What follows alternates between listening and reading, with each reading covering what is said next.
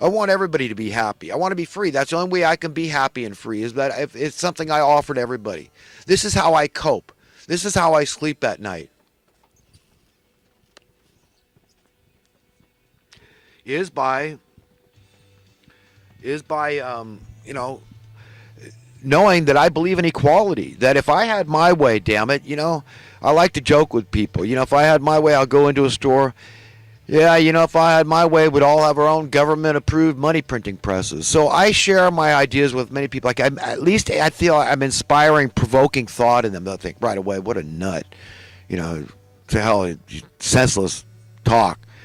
How could we ever live without money, right? Because it's ingrained in us. We've been trained, programmed, brainwashed, okay, indoctrinated into believing this stuff from birth, that we need money. Absolutely. No, we can't do it without it. We got to, tweak the economics here or there. This is the way Alex talks so much.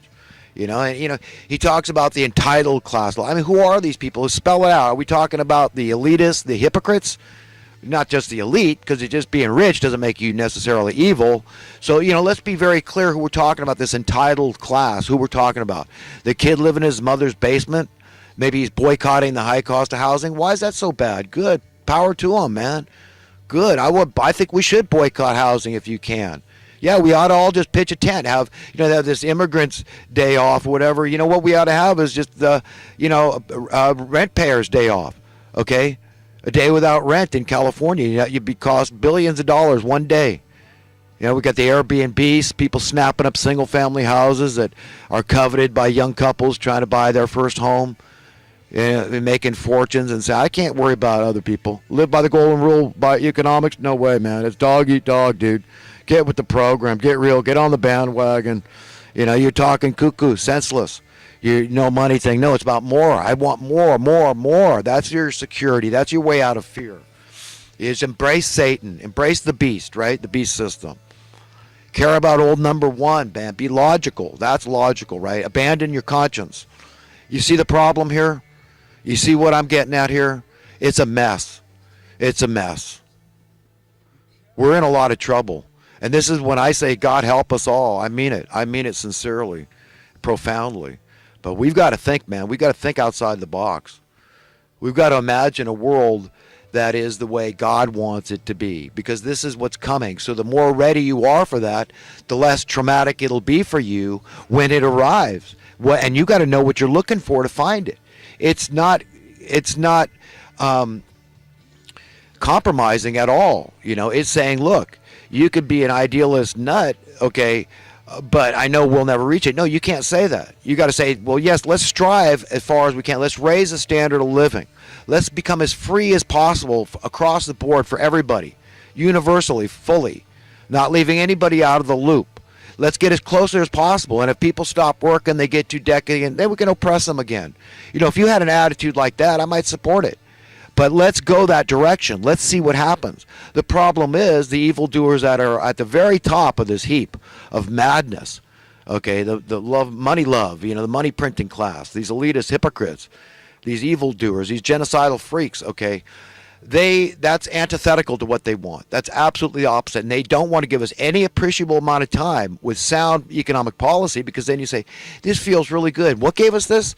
When you see your currency, your money keeps going up in worth, and eventually you don't care. You're so loose with it. Hey, you want money? I got money. It's worth more tomorrow than today. And they don't want, see what would happen? You understand how it's a means to an end to be totally free, to get off money completely, and still be totally prosperous. We can have all the gadgets, and we could be totally prosperous across the board. Leave nobody out of the loop. This is where you're going to find freedom and happiness. This is where I'm going to find freedom and happiness.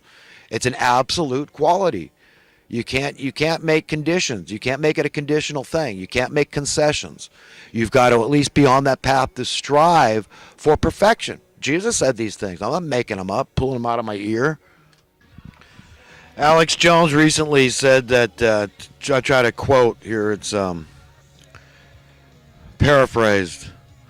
He was talking, he said, the fascists have that, give us Barabbas. He was the murderer that was supposed to be crucified, but instead the crowd, the mob wanted to crucify Jesus. And I think he's got that right. What I see going on with General Flynn, I mean, that was a crucifixion. He didn't do anything illegal, nothing like what Hillary Clinton did. And they're just tying this guy to the cross. And it's one of those things. I mean, we've got a battle going on between good and evil. I really believe that. I'm not. Look, I know Donald Trump is a sinner, and he's imperfect and all this. But look, God uses imperfect people. He has to, or else He couldn't use anybody. We're all imperfect. We're all sinners. But we've all got to be, ask for forgiveness, receive that forgiveness. Otherwise, we don't have forgiveness to offer others. So when you love your enemy, when you, treat people by the golden rule with, respect, okay, respectfully speak to people. If we would do this, because when you're loving, you are respectful, at least look, you can respect the idea that they might just be wholly deceived, okay, by Satan might have a hold of them. So maybe you're right. Maybe they are absolutely overcome by evil, but maybe they're not a deceiver. Okay, and even then, nobody really ever knows. That's up to God ultimately to judge who is the deceiver, because that's very bad. Okay, that's the difference between you falling, stumbling, and sinning, and you being the one through whom the sin comes. Okay, so you don't want to be that evil person. Okay. And that's all I'm saying. I don't believe Donald Trump wants to be that person, but those people are out there, and they're murderers. They have power through the money and through murder, and that's what's going on here. And that's an assassination, metaphorically, of General Flynn, what happened there. But, Trump has to get the people he thinks are best suited, and right down the line, all the people that he's in charge of, he's got to have people that are strong, courageous, bold, and working for him, and, don't mind dying, frankly, because that's what it comes down to. When you're talking about overthrowing the established system, you're talking big talk, okay? This thing is huge, okay? The idea of doing the things I'm talking about and really having, a period of time where we have true free market supply and demand, we're not going to let it go. People are too smart. We're too shrewd and savvy. All of us, good communists and good capitalists, we're going to come together and we're going to say this is for the betterment of all of us, all humanity, all of our children, all of our friends, all of our family, to have prosperity, to raise our standard of living, to have that sense of security and freedom for everybody. That's what he's trying to do, and that is antithetical to the establishment. They don't want that. That's the last thing. That's the opposite of what they want. They're diametrically opposed to that thinking. And that's what's going on here. It truly is a battle between good and evil is taking place. And we're at an unprecedented time in history. Let's see what else is on my mind. Issue expensive. Oh,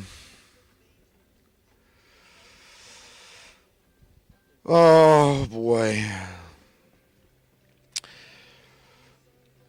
Alex was quoting Prometheus, right? The gods... those the gods would destroy, they first make mad. And that seems to be what we're seeing here. Now, Obama is still sitting in the wings, I understand. Alex had a guest on the show talking about this. I can't remember his name, but, he's got this mansion just a couple of minutes away from the White House. And apparently he's engaging in provocateur behavior and hiring people and organizing people to resist Trump. And, it's sort of like hold your breath at least until this thing is over, and then we'll get back on this socialist communist trend that you want. Progressive, they call it, right? They call it liberal and all this. But it's not. These people, they're all entrenched and entwined with the evildoers, man. They're with the money lovers. These are the people, are they teaching egalitarian things? I never heard that word once come out of Obama's mouth, that he believed in the American way and raising our standard of living.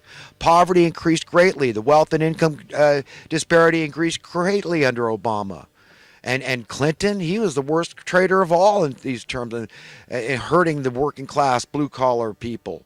Okay, with allowing the Glass-Steagall Act to expire. None of these economists talk about this crap. Oh, I watch the mainstream media. They don't touch. Oh, they won't touch. Oh, Bill Clinton. Everybody thinks he's so great. All these progressives and liberals and commies and socialists think Bill. He was a piece of crap, man. He hurt you economically. He created vast economic injustice, wealth and income disparity, and poverty. All this stuff. And George Bush. None of them are any good for a long time. The Bush duo, okay, daddy and baby, okay, they're sickening. All these people, we haven't had anybody good in there for ages, man. JFK was the only one with the boldness and the courage to stand up against the monster that needed to be standing up against. The money printing class, This is the seat of evil. The seat of Satan's power is in the money printing presses. And Donald Trump has to understand he's got to seize that, gain control, seize the Federal Reserve, or say, get out. We don't want you doing business. Yeah, we're welching on our debt. Sorry. But you know what? We think it's illegitimate. We think that you